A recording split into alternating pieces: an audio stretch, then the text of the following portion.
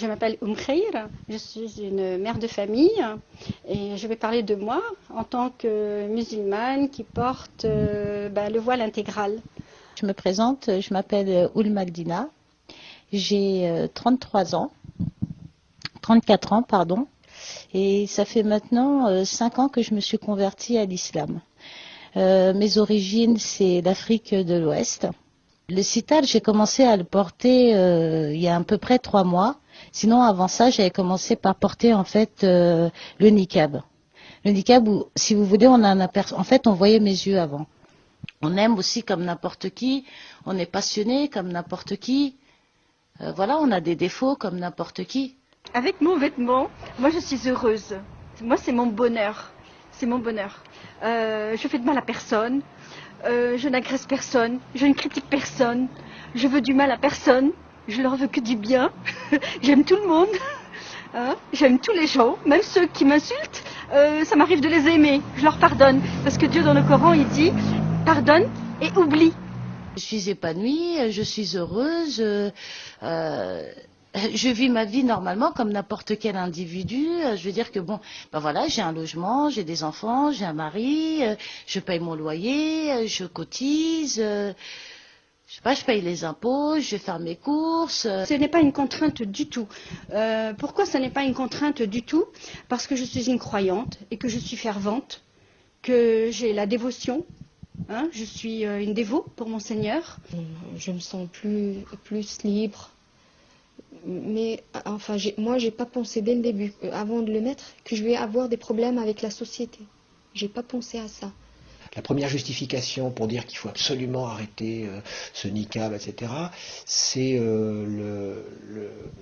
la justification féministe. Attention, c'est contre le combat féministe, on s'est battu, entre guillemets, le on impersonnel, mais qui se rapporte à toute la civilisation occidentale, s'opposant à cette espèce d'Orient dégradé, inférieur, islamique et barbare.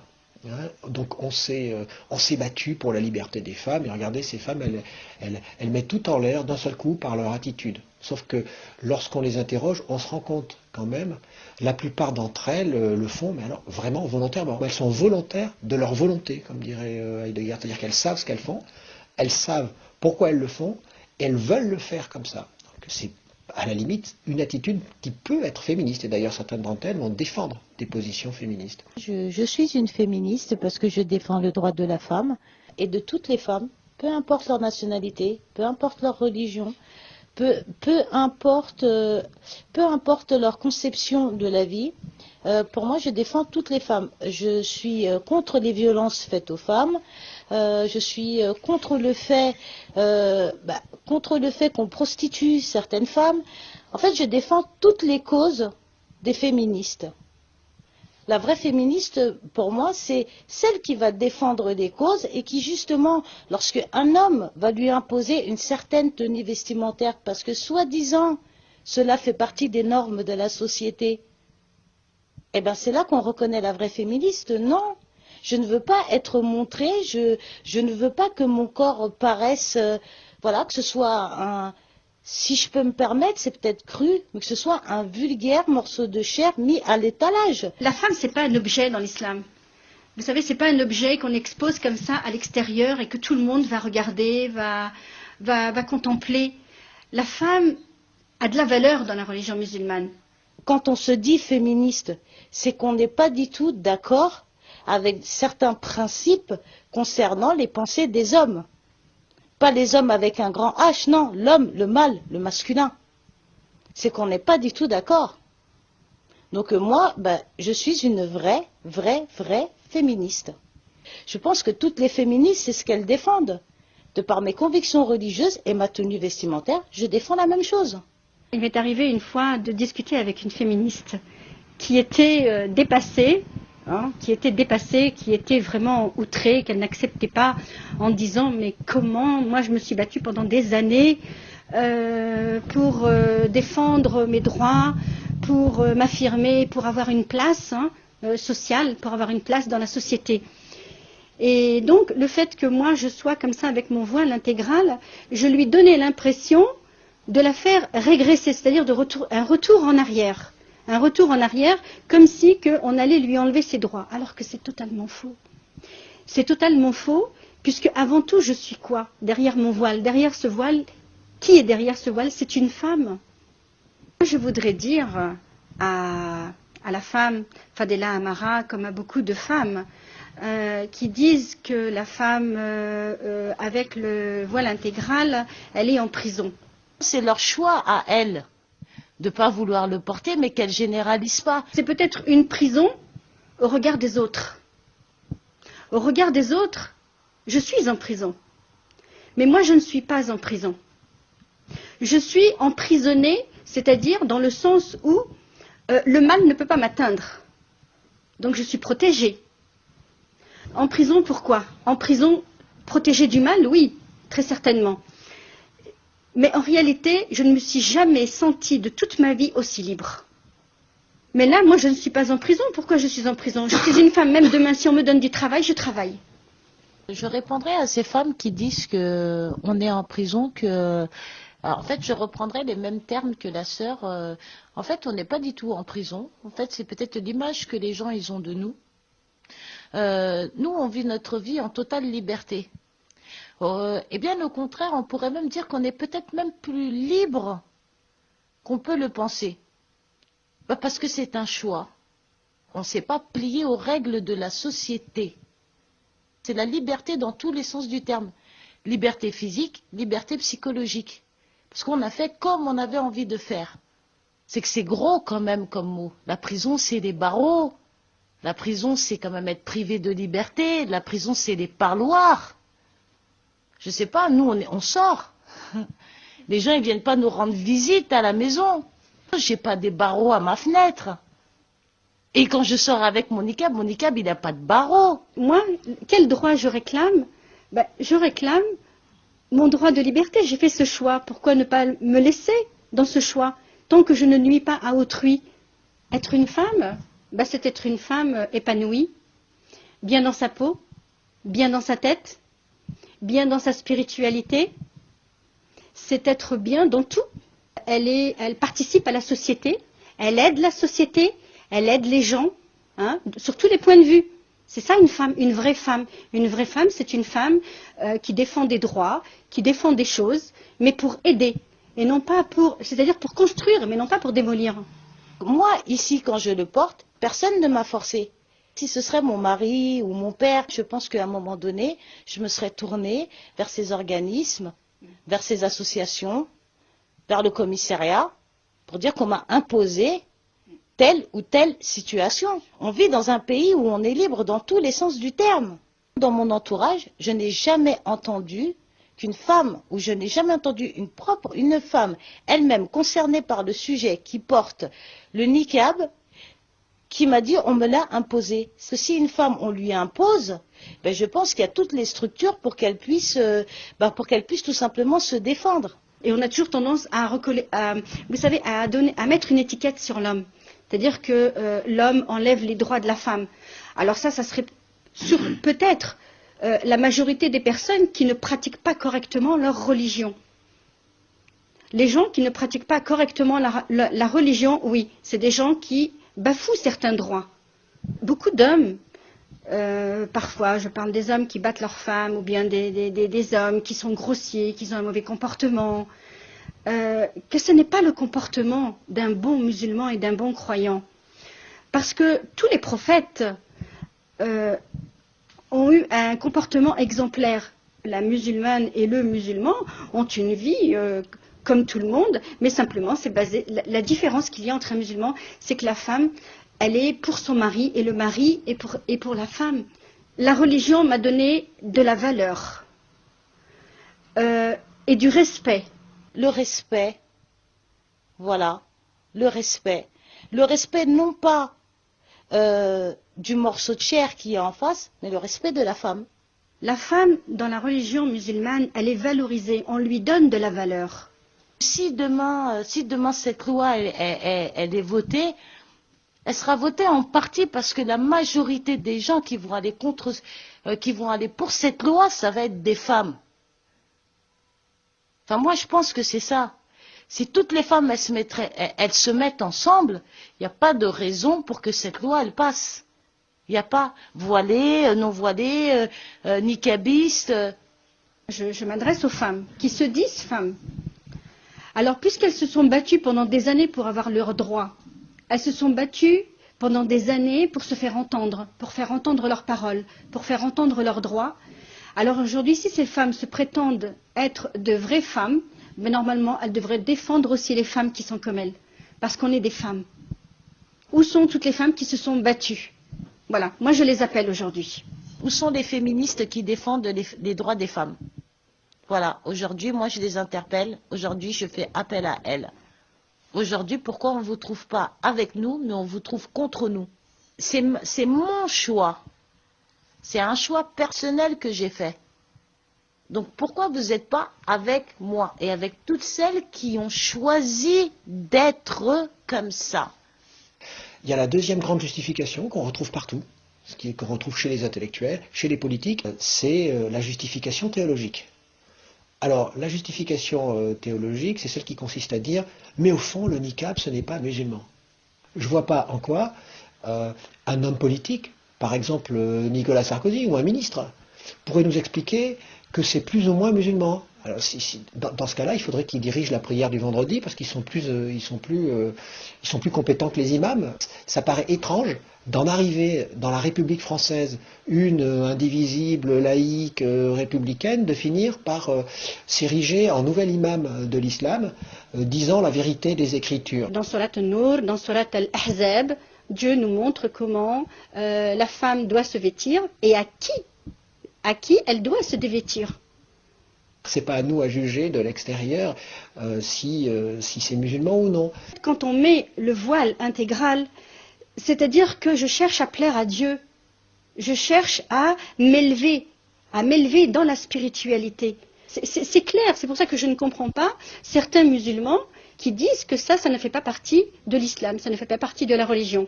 Souvent les Arabes ici, dans mon entourage, il y en a des femmes qui m'ont conseillé de l'enlever. On m'a dit, vous êtes en France, pour passer inaperçu tout ça, pour ne pas avoir des problèmes, il faut l'enlever. Sinon, vous ne pouvez pas vivre. Et moi, je ne suis pas convaincue de leur point de vue. Troisième justification, c'est la justification que j'appelle en général morale ou morale démocratique, éthique. On ne sait pas très bien ce que c'est. Alors, toute cette espèce de Samy Gondi qui tend à nous expliquer qu'on ne peut exister que si on montre son visage à l'autre. Première nouvelle, et que la démocratie ne se comprend que dans un espace public où les visages interagissent, où l'autre se montre, peut sourire, et donc il y a un renvoi d'image, et ce renvoi d'image constitue l'espace public, et donc c'est une condition de la démocratie. Enfin, en gros, si on ne montre pas son visage, on en arrive à une déduction assez étrange. On n'est plus digne d'être citoyen. Internet, il existe aujourd'hui, et le téléphone, il existe. Les gens, ils arrivent très bien à avoir des rapports sociaux, et ils ne se voient pas, ils ne se connaissent même pas. Quand on correspond avec quelqu'un, à distance, on ne la voit pas, cette personne-là. Et pourtant, ça dérange pas. Quand on discute avec moi, on voit peut-être pas mon visage, mais on me voit en tant qu'individu, on voit ma gestuelle, on entend ma voix. Que j'ai entendu dire que le fait que la femme qui est voilée intégralement et qu'elle regarde les autres, et le fait que l'autre qui n'est pas voilée et qui la regarde et qui ne la voit pas, c'est une injustice. La femme qui veut regarder une autre femme, si cette femme veut dialoguer et qu'elle n'a pas de barrière, et qu'elle est sociable et qu'elle veut aborder cette femme qui porte le voile intégral et qui veut lui parler, la croyante va lui parler, va lui répondre et va lui expliquer les choses comme elle se doit et elle la verra. On en vient à la quatrième justification, c'est la justification sécuritaire. La peur que quelque chose ou quelqu'un se cache derrière ce voile. Ça pourrait très bien être un terroriste, ça pourrait très bien être un violeur, ça pourrait très bien être un voleur, un bandit, un barbare. Et donc on a cette espèce d'image du voile qui sert à cacher des activités délictueuses. Ces gens qui disent que oui, il faut avoir le visage découvert, sinon on est pris ou assimilé à des gangsters, voleurs, etc. Excusez-moi, c'est une insulte à ma religion. Est-ce que quand je marche dans la rue, je sais pas, j'agrippe quelqu'un par la gorge pour lui dire donne-moi ton sac. C'est quand même une insulte. Je passe à la caisse comme tout le monde, je paye comme tout le monde. Quand je rentre dans le magasin, je vole pas. Quand je rentre à la poste, je rentre pas à la poste pour braquer. Donc pour moi, m'assimiler à un braqueur, m'assimiler à un voleur, c'est une insulte et rien d'autre. Mais ça ne doit pas faire peur, c'est un vêtement. Même moi, je pose la question. Craindre, oui, c'est humain. Mais porter des jugements, faire des stéréotypes, avoir des clichés, là, on n'est plus du tout dans l'appréhension en fait. Là, on est carrément dans le jugement. Si on va dire qu'une femme qu'elle va porter le niqab, elle peut faire des crimes. Mais il y en a des criminels qui portent pas les niqab, ils font d'autres choses pour se cacher. Moi, si je veux devenir terroriste, je vais pas le faire avec mon habit. Je vais l'enlever, je vais me déguiser d'un policier, par exemple. Je vais pas salir mon vêtement, moi. Normalement, c'est quelqu'un qui est intelligent pour faire un crime. Il va pas utiliser son vrai habit pour faire les crimes. Il faut qu'il se déguise vers une autre personne. Ou bien de s'habiller trop sexy pour que les gens ils vont pas faire attention que cette personne elle va des mauvaises idées, elle va faire des idées mal, une bombe, ils vont pas penser à ça, ils vont la voir la belle femme qui passe et tout ça. Comme ça, elle va pas les attirer avec son sac, elle va attirer avec son corps. Le vrai terroriste, c'est pas l'islam qui pratique l'islam. C'est une autre personne qu'elle veut salir l'islam. Ça suscite des idées comme on pourrait dire pour les kamikazes. Qu'est-ce qui fait peur? C'est que ces gens-là, ils n'ont peur de rien. Ils n'ont pas peur de l'État, ils s'en foutent des lois. Pourquoi? Parce qu'ils craignent que Dieu. Et nous, quand on nous voit, et quand on identifie l'islam, on se dit, bah tiens, peut-être que c'est pareil. Peut-être que c'est des gens, bah ils ont peur de rien. Mais effectivement, je ne vais pas vous le cacher, on a peur de rien. On a peur que de Dieu. Mais c'est justement parce qu'on a peur de Dieu, justement, parce qu'on a peur de Dieu, qu'on ne va pas faire du mal à notre prochain. Il y a des fanatiques, c'est vrai, mais quelle religion ne connaît pas de fanatisme? Toutes les religions sont passées par là. Toutes les religions, à un moment donné, ont eu une rébellion. On aime le pays où on vit, on aime les gens qui nous entourent. On a nos familles, on a nos amis. C'est pas parce qu'aujourd'hui on a choisi une voie que cette voie on doit l'imposer à d'autres. C'est pas parce qu'aujourd'hui on a choisi une voie que systématiquement tous ceux qui ne sont pas sur la même voie que nous, on doit les rejeter ou on doit les cataloguer. Mais de quoi ont-ils peur? Est-ce qu'un croyant, quelqu'un qui prie, quelqu'un qui est correct, quelqu'un qui est droit, quelqu'un qui est sincère, qui n'a rien à cacher, qui n'a rien à se reprocher, fait peur? Et moi, depuis que je sors, je suis voilée, je suis quelqu'un qui est indépendante et qui a des responsabilités. Donc, je sors tous les jours, je rencontre les gens, je vois les gens. Et, alhamdoulilah, il y a des personnes, il y a beaucoup de gens, mais qui acceptent. Parfois, on vient me parler, des fois des personnes qui sont très agréables, qui viennent vous poser la question, qui ont la curiosité de comprendre et de savoir. Et d'autres personnes qui viennent et qui vous agressent avec des paroles. Donc, je ne vais pas répéter. Une fois, j'étais dans le métro et il y a une personne, vous savez, qui est entrée, qui s'est arrêtée et qui m'a regardée, mais vous savez, avec un regard très méchant. Je vous assure que si ses yeux étaient des balles, je pense que j'étais morte. J'étais plus là, j'existais plus. Et qui est restée debout pendant un certain temps en prononçant des insultes, hein, des paroles très méchantes. Mais c'est dommage, parce que qu'est-ce que je lui ai fait? Je ne lui ai rien fait. Je ne l'ai pas regardé de travers. C'est des mots d'insultes. Ils me traitent de courbeau. Les hommes, c'est rare. Ils disent quelle horreur, ou bien quand ils sont accompagnés avec leurs femmes, souvent, ils disent quelle horreur. Moi, je dis c'est quoi l'horreur? Enfin, ils vont dire ce qu'ils veulent. Moi, ça m'est égal. Une fois, tu sais, j'ai pris le métro et j'étais habillée comme ça. Bon, tu sais, je suis souvent en noir. Mais je suis pas tout le temps en noir, hein, je change de couleur. Hein. Là, c'est parce que bon, y a des jours comme ça. En fait, c'est une question de goût, les couleurs. C'est une question de goût, tu vois. C'est pas une obligation vraiment que tu portes le noir, mais c'est parce que c'est neutre. Tu vois, c'est sobre. Et donc j'étais habillée tout en noir et puis j'étais assise dans le métro, j'étais assise, puis il y a une dame, elle est venue à côté de moi, puis alors elle était très aimable, tu vois, mais curieuse. Elle voulait vraiment savoir pourquoi j'étais comme ça, est-ce que c'était mon mari qui m'obligeait à être comme ça, est-ce que j'étais tout le temps comme ça habillée et tout. Et puis donc j'ai discuté un petit peu avec elle, je lui ai expliqué. Et après tout d'un coup elle a vu que j'avais un sac, mais vraiment de couleur, tu sais, vraiment pastel. Hein. Ouais, vraiment. Alors elle a regardé mon sac, elle m'a fait fashion. En fait c'est extraordinaire quand même, vous êtes tout en noir comme ça, puis d'un seul coup une couleur comme ça, flash. Ils ont l'impression en fait que t'es tout le temps en noir, tout le temps en noir, oui. Alors que en dessous, tu t'habilles, t'es une femme, t'aimes bien la mode aussi. Bah bien sûr, c'est pas ça, c'est que tu sais dans tout ce qui est vêtements, dès l'instant où il y a quelque chose qui te plaît, il n'y a pas de problème. Il n'y a pas de problème. L'essentiel c'est de ne pas être provocatrice à l'extérieur, c'est tout. Moi je m'habille de toutes les couleurs. J'aime beaucoup le noir, le marron, les couleurs foncées, mais je peux m'habiller aussi en clair et c'est comme elle disait, c'est vraiment une question de goût. Simplement. J'aime bien la mode aussi, donc j'hésite pas à me faire plaisir. Hein. Même les jeunes femmes en niqab, lorsqu'on leur demande de s'identifier dans la rue, elles s'identifient parce qu'elles savent quels sont leurs droits, mais elles savent aussi, contrairement à ce que l'on dit, quels sont leurs devoirs. La femme avec le voile intégral, elle ne pose aucun problème au niveau du contrôle. Mais vraiment aucun problème. Moi, demain, lorsqu'il y a quelqu'un qui veut me contrôler pour voir si c'est vraiment moi, si je suis vraiment une femme, il n'y a aucun problème. Simplement, c'est avoir affaire à une femme.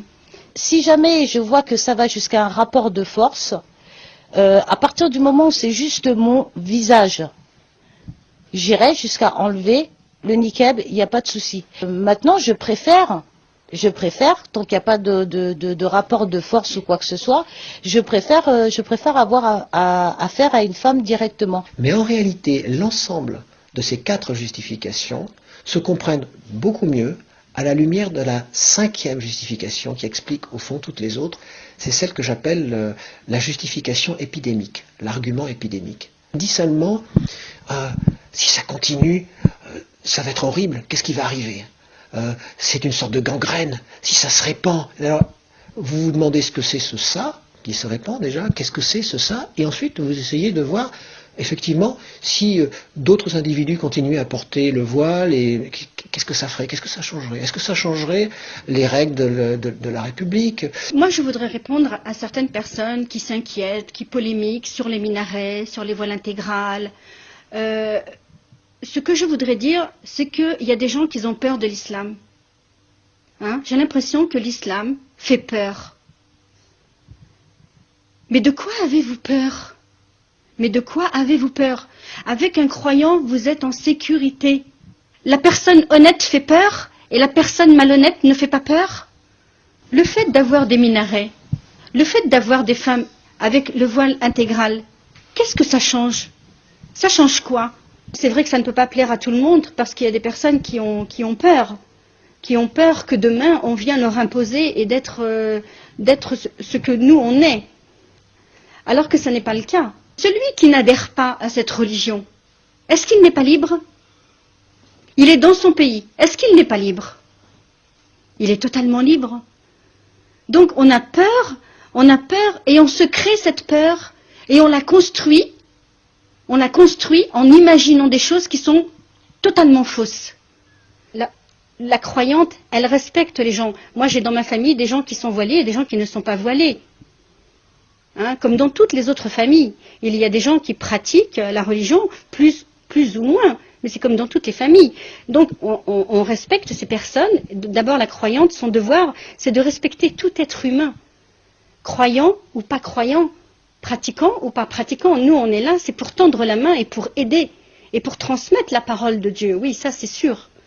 Je fréquente les femmes qui portent le voile intégral, je fréquente les femmes qui portent le djellab, je fréquente les femmes qui portent le foulard normalement, et je fréquente aussi les femmes qui ne portent pas de voile du tout. Je fréquente tout le monde. Chacun son degré de foi. Donc il y a des personnes qui vont pratiquer beaucoup plus que d'autres. Quelle est la personne qui sait si elle est vraiment sur la voie droite ou pas? Personne. Donc comment moi je peux me permettre, en sachant ça, de juger qui que ce soit, de rejeter qui que ce soit, Et c'est ça qui fait mal, c'est quand on sait comment on pense et à côté on voit les gens comment ils sont en train de nous juger. On se dit, ils prennent pas la peine en fait. Ils prennent pas la peine de venir nous rencontrer, ils prennent pas la peine de discuter. Certaines personnes en France, vous savez ce qu'ils ont gardé? Ils ont gardé des clichés qui ont été passés, qui ont été filmés en Afghanistan. Sur la chaléra, quand on a vu des personnes qu'on a tuées, donc ils ont gardé que ces clichés. Hein, ils ont gardé ces clichés-là. Et ces clichés leur font très peur. Je dirais que c'est tout bonnement une sorte de psychose en fait. On a des exemples comme Cordoue en Espagne. Je pense que c'est l'un des plus bels exemples. Et je sais pas, le monde n'est pas devenu musulman pour autant. Pourtant, il y a bien des traces de cette éducation, de cette science apportée par l'islam. Aujourd'hui, ce qui se passe, c'est que les gens, ils stigmatisent, ils sont un peu parano par rapport à ce qu'on leur montre à la télévision. Oui, on va être islamisé, oui, la France ne va plus appartenir aux Français. Je sais pas, il y a eu quand même la Première Guerre mondiale, il y a eu cette vague d'immigrés qui est venue pour défendre la France. Ils sont arrivés avec leurs principes, ils sont arrivés avec leur religion. Pourtant, voilà, l'islam n'est pas la France n'est pas devenue musulmane pour autant. Il y a eu après la guerre 45, idem.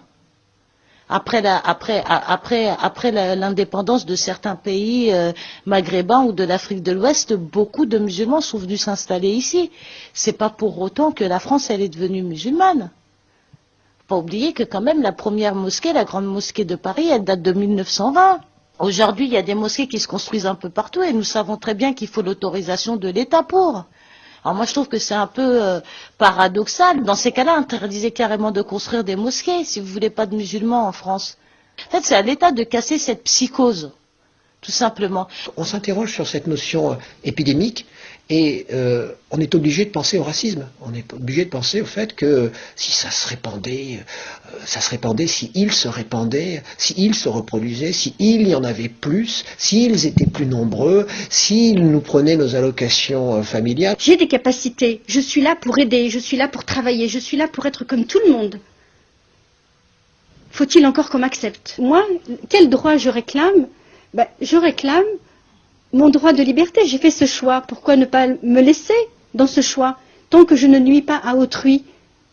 On nous dit que c'est une question de droit de l'homme, ou de droit de la femme, ou de droit de l'humain, pour aller plus loin, mais j'en suis pas si sûr. Parce que dans les années 60-70, où on savait que des jeunes femmes mariées portaient le voile, et peut-être porter le voile d'une façon beaucoup plus traditionnelle et sous le couvert d'une contrainte beaucoup plus dure, on s'en moquait complètement d'abord parce qu'on estimait qu'elles n'étaient pas françaises et qu'elles allaient retourner chez elles. Et puis en plus, elles ne se voyaient pas parce qu'elles étaient dans des cités dortoirs, elles restaient chez elles, donc ça ne nous posait aucun problème. Pourtant, que je sache, là, du point de vue des droits de l'homme, ça aurait dû nous poser des problèmes, mais ça n'en posait pas. En revanche, à partir de la fin des années 80, lorsque ce voile, paradoxalement, est devenu volontaire, ça nous a posé un problème. C'est-à-dire, c'est le fait qu'il soit volontaire, au fond, qui nous pose problème. Quoi que l'on en dise, quoi que l'on fasse, quoi qu'en soient les conséquences, il est certain que dans notre société, ça révèle un engagement volontaire. On ne nous fera pas croire que c'est une question de soumission, ça peut être ça dans d'autres pays. En France, ce n'est pas le cas, c'est un engagement. Ça, c'est très important, je crois. C'est un choix personnel pour moi, comme je vous dirais très honnêtement, c'est un choix personnel pour à peu près 95% des femmes qui le portent. 5% simplement, on leur impose. Elles savent ce qu'elles veulent, même si ce n'est pas ce que nous voulons. Mais je crois que le problème, c'est que ce que les tenants de la laïcité veulent ne correspond pas à ce qu'elles veulent. Mais ils ne supportent pas ça. On n'est pas dans un pays de dictature. On n'est pas dans un pays de charia. Là-bas, on l'impose aux femmes, et ici, on veut nous l'enlever. Moi, je vois qu'il y a des similitudes quand même, et on est dans la dictature. Le principe même de l'égalité républicaine, c'est de nous protéger contre l'arbitraire qui consisterait à éliminer des gens sous prétexte qu'ils ne nous plaisent pas, que leurs us et coutumes ne nous plaisent pas. La peur des musulmans, la peur du minaret de la mosquée. Cette peur, c'est pas une peur qui est nouvelle, c'est une peur qui a toujours existé. On avait peur des Arabes eux-mêmes. parce qu'on les prenait pour des sauvages et des barbares. On a appris à les connaître. On a appris à les connaître, il y a eu des échanges dans le commerce et dans beaucoup de choses. Et on s'est rendu compte tout de même que ces gens sont éduqués. Ils ont quand même une éducation, ils ont des moralités. Donc cette peur, je pense qu'il faudrait peut-être la guérir, parce que c'est une maladie. Donc cette peur, je pense qu'il faudrait peut-être la guérir, parce que c'est une maladie. On entend, oui, je connais, pour citer l'une d'elles, sans dire son nom, oui, je connais comment ça se passe dans les cités, je sais qu'il y a la pression des frères, des pères. Oui, effectivement, mais c'était valable pour une certaine génération, c'est plus d'actualité aujourd'hui. Aujourd'hui, les jeunes filles, elles sont complètement indépendantes, elles s'assument elles-mêmes. C'est fini le grand frère qui a un rôle de pouvoir, d'agression sur la sœur. C'est fini, ça c'était valable pour, je sais pas, pour la génération des 70. Voilà. Mais pour la génération des 90-2000, là, non, pas du tout. Au premier niveau, je veux quand même évoquer l'idée du cliché qu'elles viennent des quartiers, parce qu'effectivement, c'est un cliché qui est entretenu dans la société française, non seulement vis-à-vis des femmes, mais vis-à-vis des Maghrébins en général, comme s'ils n'avaient pas évolué, comme s'ils ne faisaient toujours pas partie de la société française. C'est-à-dire, quand on parle du problème de l'intégration, je crois qu'une partie du problème, c'est que justement ces gens-là, entre guillemets, sont intégrés, que nous ne le supportons pas, alors qu'ils sont plus français que français. Aujourd'hui, ils sont avocats, ils sont médecins, ils sont hommes d'affaires, ils sont au Parti Socialiste ou ils sont à l'UMP. Moi, je me considère comme musulmane française. Pourquoi? Ma religion, elle m'a appris beaucoup de choses. Entre autres, elle m'a appris la tolérance. Entre autres, elle m'a appris à savoir vivre avec les autres, ce qu'on appelle, ou ce que vous appelez, ce qu'on peut appeler communément le civisme. L'islam, elle a changé beaucoup de choses en moi, en fait. J'étais un petit peu marginale avant. Même voire très marginale. Oui, j'étais de celles qui ne voulaient pas se plier, se soumettre à la société, à l'État. Et en fait, l'islam, elle m'a appris que non. Je rejetais en fait la société. Voilà. Et l'islam m'a appris à l'accepter. L'islam, elle m'a appris que il fallait être tolérant, accepter autrui comme ils le sont, partager, apprendre avec les erreurs de soi et les erreurs des autres, vivre ensemble. On ne peut pas nous interdire d'être ce qu'on veut être. Ça, c'est pas possible. Si la loi passe, j'espère sincèrement qu'elle ne passera pas. Après, si jamais la loi, elle passe, déjà, je n'enlèverai pas. Et il faut dire une chose. C'est que pour l'instant, on est là, on ne dit rien, et on encaisse. Simplement, il y a le Parlement européen qui défend très bien les droits de l'homme. S'il faut aller jusqu'à là-bas, on ira jusqu'à là-bas. On ne peut pas nous interdire d'être ce qu'on veut être. Ça, c'est pas possible. Ça va à l'encontre du droit de l'homme, et après, du droit de la femme. Parce que là, il y a deux droits qui se jugent. Le droit de l'homme, avec un grand H, en tant qu'humain, et le droit de la femme. Donc moi, je dis tout simplement, la loi, elle passe. Très honnêtement, je ne l'enlèverai pas. Moi, je suis heureuse comme je suis. Et demain, si je dois, si on enlève le voile à certaines femmes, eh bien, vous ferez souffrir beaucoup de femmes. Avant que l'on parle, qu'il y ait cette polémique sur le niqab, les femmes sortaient. Elles sortaient, elles allaient faire ses courses, elles allaient à la mosquée quand elles le pouvaient ou quand elles avaient le temps, parce qu'elles ne sont pas obligées d'aller à la mosquée. La femme n'est pas obligatoire, elle n'est pas obligée d'aller à la mosquée. Donc elles sortaient, elles allaient un petit peu à la mosquée pour chercher un petit cours de spiritualité, pour essayer de se retrouver, pour se retrouver spirituellement, tout simplement. Et depuis cette polémique, avec l'histoire du voile intégral, eh bien, je peux vous assurer qu'il y a énormément de sœurs que moi je connaissais, que je ne vois plus. Ces femmes qui portent le voile intégral, elles me font beaucoup de peine. Honnêtement, elles me font beaucoup de peine. Pourquoi ? parce qu'elles vont se cloîtrer chez elles, sans plus sortir. C'est ces femmes-là qui, par rapport à ce qu'elles pensent et les lois qu'elles ont envie de voter, elles vont finir par nous emprisonner. Elles vont finir par faire en sorte qu'on reste chez nous cloîtrés. Moi, si ça sera une loi, je peux rien dire. Je suis pas chez moi. Ici, la France, déjà, j'ai pas de nationalité française, je suis algérienne. Ça veut dire que je suis chez eux. Et ben, moi, j'ai appris depuis que je suis petite, quand on n'est pas chez soi, il faut qu'on respecte là où on est. Comment les gens y vivent. Il faut qu'on respecte leurs lois à eux. Et ben, s'il sera obligé de l'enlever, peut-être je vais pas l'enlever, mais peut-être je vais pas sortir. Je vais me cacher. Ou bien si ce sera obligé, enfin, dans notre religion, si on est obligé de faire quelque chose, c'est de la loi, ça vient des supérieurs, et ben il faut l'appliquer. Et on sera pardonné parce que on n'a pas le choix, on est obligé. Pourquoi on vient se mêler de notre religion?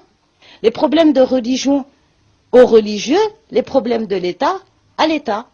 Je ne pense pas que ça, ce soit un problème d'État. Si problème il y a, ce sera un problème religieux. Par rapport à un médecin, on a le respect de toute créature, de toute personne. Mais avec une femme, je serais beaucoup plus à l'aise. C'est-à-dire que je pourrais mieux m'exprimer et je serais beaucoup plus à l'aise. Avec un homme, je vais être déjà beaucoup plus réticente. Je vais être gênée, je vais être dans la gêne. Un homme, on peut lui parler. Vous savez, à partir du moment où moi j'ai mon voile, je peux parler à un homme et je parle à certains hommes lorsque je suis dans l'obligation, bien entendu. C'est-à-dire que demain je vais à l'hôpital et qu'il n'y a pas de femme et qu'il y a un médecin qui arrive, mais je parle avec le médecin, je lui explique la situation. Par contre, je vais lui demander une faveur. Je vais lui dire, j'aimerais bien être reçu par une femme. Un malade, psychologiquement, il n'est pas bien. Hein, il a peur, il s'inquiète. Et le fait d'être devant un homme, je vais être encore beaucoup plus inquiétée. Ma religion, elle ne me contraint en rien du tout. Donc, si c'est un cas de force majeure, il n'y a pas de problème. Et ben, je me ferai soigner par un homme. Quand je demande un médecin, eh ben, je demande s'il y a une femme. Par exemple, dans le domaine gynécologie, je demande s'il y a une femme. Je vois que même les femmes qui portent pas le djellab, il y en a des femmes qui ils veulent passer chez des femmes. Eh ben, c'est un droit. Eh ben, je demande s'il y a une femme, eh ben, s'ils me disent oui, je prends une femme. S'il n'y a pas une femme, eh ben, je prends un homme. C'est une nécessité, il faut. Hein. C'est la médecine, c'est pas le. Je vais pas y aller là-bas pour danser. Moi, je vais y aller pour me guérir. Alors moi, concernant le choix du médecin, moi je suis une personne pudique et je préfère être soignée par une femme évidemment, mais enfin je comprends pas il est où le problème si on a le choix quoi de demander je préfère être soignée par une femme que par un homme mais bon c'est clair qu'en cas extrême, en cas de danger, si j'ai pas le choix, je vais me faire laisser examiner par un homme, il n'y a pas de souci, mais bon si on a le choix, le principe du choix. Donc je choisis une femme. Mon médecin traitant, c'est un homme. C'est un homme parce que, on va dire que j'ai pas eu le choix, mais comme c'est un médecin qui m'a suivi depuis que je suis petite, eh bien, je l'ai gardé. Je l'ai gardé parce qu'il est bien et puis je me suis pas vraiment posé la question parce qu'en plus je le consulte pas régulièrement. C'est le médecin de la famille en fait et il nous a suivis, il nous connaît très bien. Et il connaît la famille, il connaît mon père, il connaît ma mère, donc il y a une certaine confiance. C'est comme un ami, donc il n'est pas du tout musulman, donc on l'a gardé parce que voilà, parce qu'il est compétent. Si je suis amenée à consulter un gynéco, je consulterai un gynéco femme parce que c'est important et c'est clair que je serais pas du tout à l'aise si j'ai un homme en face de moi. C'est mon intimité et pour justement faciliter la démarche de soins, j'estime que choisir une femme pour moi c'est beaucoup plus bien. Je veux exercer dans le milieu paramédical, Mais comme là, je me rends compte que j'arrive pas à avoir le concours, donc pour pas rester à rien faire, et surtout, j'ai eu connaissance de l'UNALCO, j'ai mes tantes qui sont là-bas, des amis qui sont là-bas, donc j'ai tenté ma chance et j'ai été admise en première année, donc j'essaie de mettre toutes les chances de mon côté pour y réussir. Je tenais en fait à casser le cliché que comme quoi nous sommes des femmes incultes, que nous ne faisons pas d'études et tout ça. Moi j'ai eu mon bac, sans prétention, j'ai eu mon bac avec mention et maintenant je suis à la fac. Je fais un double cursus, une licence d'économie et gestion et en parallèle une licence d'arabe. Et c'est pour montrer que on peut. Les études pour nous c'est très important. Ça nous apporte beaucoup dans notre vie. Et on n'est pas condamné à rester à la maison. Et voilà, donc franchement, on mène une vie tout à fait normale, comme tous les autres. Moi, je suis étudiante à la fac, comme tous les autres étudiants. Et donc, voilà.